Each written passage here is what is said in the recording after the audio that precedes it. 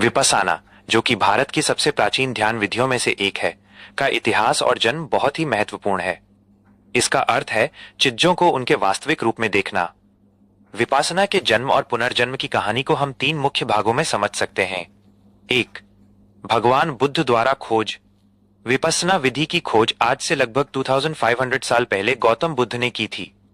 अपने सत्या की खोज के दौरान उन्होंने यूएस समय के सभी ध्यान गुरुओं से शिक्षा ली, लेकिन उन्हें पूर्ण मुक्ति निर्वाणा का अनुभव नहीं हुआ।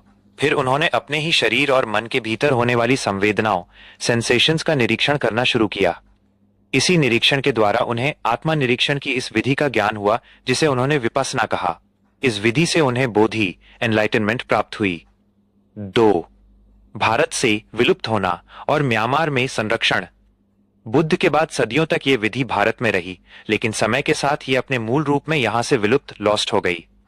खुशकिस्मती से भारत के पड़ोसी देश म्यांमार बर्मा ने इस विधि को उसके शुद्ध रूप में बचाए रखा। वहां के आचार्यों ने इसे गुरु शिष्य परंपरा के माध्यम से सदियों तक सुरक्षित रखा। 3. भारत में विपस्साना का पुनर्जन्म। आधुनिक समय में विपस्साना को वापस भारत लाने का श्रेय श्री एस.एन. गोयनका, सत्यनारायण गोयनका को जाता है। गोयनका जी ने म्यांमार में अपने गुरु सायगी युबा खिन से ये विधि सीखी।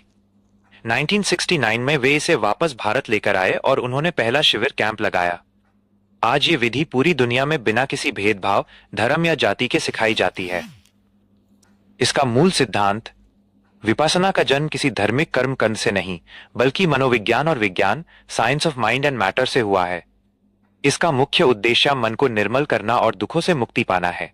क्या आप इस विधि के बारे में और गहराई से जानना चाहते हैं या किसी शिविर कोर्स के बारे में जानकारी चाहिए?